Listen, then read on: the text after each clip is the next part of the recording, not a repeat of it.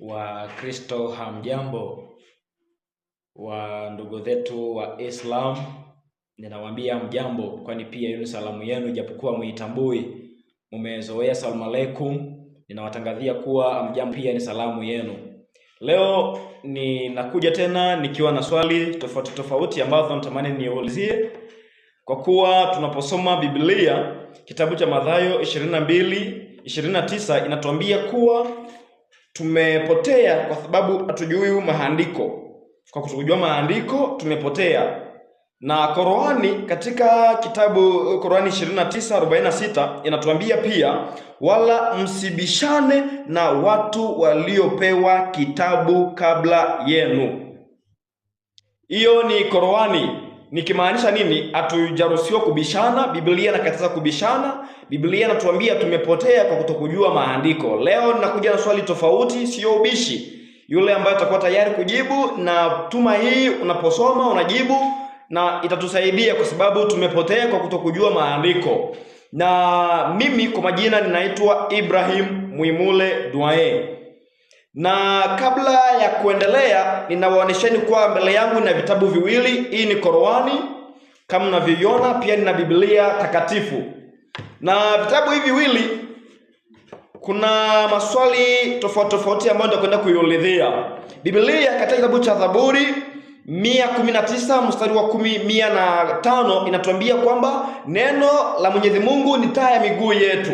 Yaani tunapotumikisha Biblia inatusaidia kutuongoza wapi tupite, wapi tuache. Pia katika kitabu cha Qur'ani inatuambia kuwa ni kitabu ambacho kinatusaidia kutuongoza.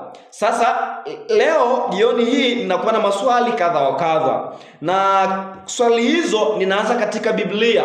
Ninaamini Wakristo watanifuata vizuri. Pia ninakuwa na Qur'ani, na Qur'ani hii inakuwa na tafsiri hapa katika mwanzo kabisa. Nje ya Qur'ani pinaandikiwa Qur'ani takatifu. Ya kwangu ni kwa Kiarabu, haijaandikwa hivyo. Inaandikwa ndo kwa ndani wanaandika Qur'ani tukufu. Qur'ani tukufu, lakini zingine zinazoea kutafsiriwa Qur'ani takatifu. Swali langu la kwanza linaanzia hapo. Qur'ani katika Kiarabu, hapo kuna maandishi ambayo yanaandikwa katika Kiarabu. Natamani nitambue, je, hiyo maandishi ambayo yanaandikwa katika Kiarabu ndivyo ilivyo katika Kiswahili ilivyotafsiriwa? Kwa Kiswahili wanatafsiri kwamba ni kitabu kitakatifu ama Qur'ani takatifu, lakini kwa Kiarabu wameandika mambo mengine. Natamani yule ambaye anakuwa kujibu hilo, namkaribisha anipe jibu kwamba inaandikwa hapa kweli ni Qur'ani takatifu, na kama sio Qur'ani ya hukumu. Ninaamini katika Kiarabu hii hapa maandishi ambayo ipo hapo inamaanisha ni Qur'ani ya hukumu. Yule ambaye anakuwa na wazo tofauti namkaribisha kunipa jibu kwa hilo, kwa sababu Qur'ani inatuambia tusibishane, na inasema njoni mtuulize sisi ambao tumepewa kitabu kabla yenu, tutaona namna gani na kipi kitabu kilichopewa kabla ya wengine. Swali la kwanza hilo. Swali la pili ndio katika Qur'ani 2:2 ndiko niliko Hazminashaitanirajim Bismillahirrahmanirrahim. Nasoma ni surat Al-Baqarah ni 2:2 inasema hivi: hiki ni kitabu kisichokuwa na shaka ndani yake, ni uongozi kwa wamchao Mwenyezi Mungu. Kitabu hicho kinasema kwamba hiki ni kitabu kisichokuwa na shaka ndani yayo. Ukiangalia tafsiri yangu ya Qur'ani ambayo inatumikisha, upande mmoja kuna Kiswahili, ni tafsiri, Kiarabu kipo hapo. Natamani nisome kwa Kiarabu uone kilichoandikwa, kisha nitauliza swali langu. Qur'ani kwa Kiswahili waliotafsiria ni Waislamu wa shehi. Wanasema kwamba hiki ni kitabu kisichokuwa na shaka ndani yayo. Naposoma kwa Kiarabu inasema dhalka kitabu. Unasikia inasema zalka kitabu. Katika Kiarabu tunaposema zalka kitabu inamaanisha kile kitabu. Kile kitabu, haijamaanisha hiki. Kwa Kiswahili wanatafsiri haza kwa Kiarabu ndio inamaanisha hiki. Kwa Kiarabu hii ambayo inaandikwa hapa ni zalka, sio haza. Haza inamaanisha hiki, lakini zalka ndio inamaanisha kile. Swali langu kwa hili, nataka nitambue Qur'ani kwa Kiarabu inasema zalka, sio haza, ni zalka kitabu. Nauliza hivi, hiyo zalka kitabu, kile kitabu ni kitabu kipi ndio kisichokuwa na shaka ndani yayo ambayo Qur'ani nakiongelea? Kwa sababu kwa Kiarabu Qur'ani nakataa kwamba sio hiki kitabu Qur'ani kina shaka, lakini kinasema kile kitabu hakina shaka. Natamani nitambue ni kitabu gani ambacho hakina shaka. Hilo ni swali langu, natamani nitambue. Swali langu la pili hilo. Swali langu la tatu, nipo katika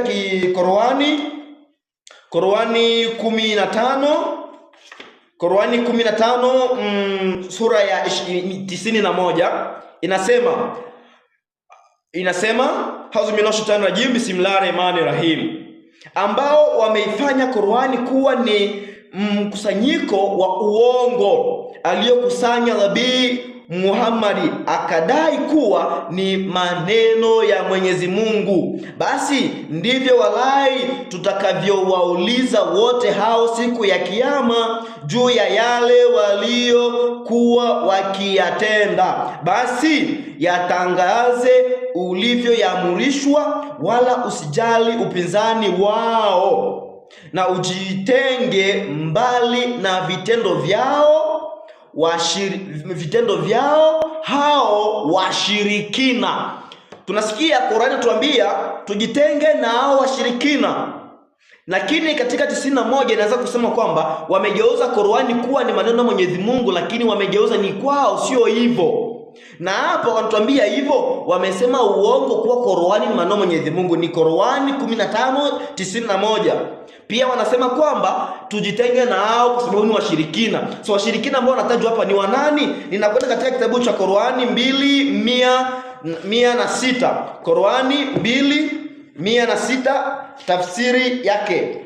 Tuchukue 12:106. Tafsiri yake nasema 12:106. Na haya hata petu hapa tunayo, japo tunafuata Uislamu, lakini tunatia ushirikina pia.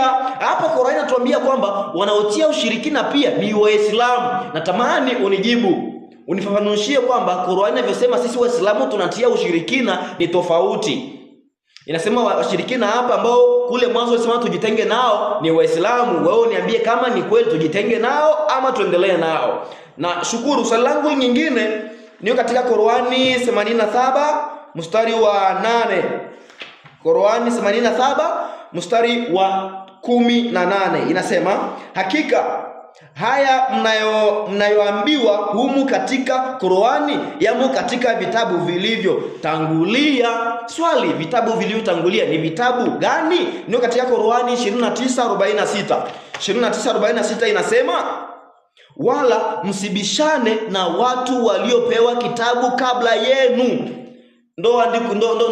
Ndo surati ambayo nimeanza nayo. Natamani nitambue hivi.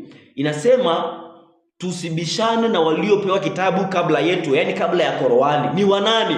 Ukiangalia vizuri Qur'ani katika historia yake imeanza baada ya mwaka wa 622 ndipo Qur'ani imeanza. Lakini kitabu ambacho kimekuwa zaidi ya miaka tangu zamani, tangu miaka 70 kabla ya Kristo Yesu Kristo, ni kitabu ambacho kinaitwa ni Biblia.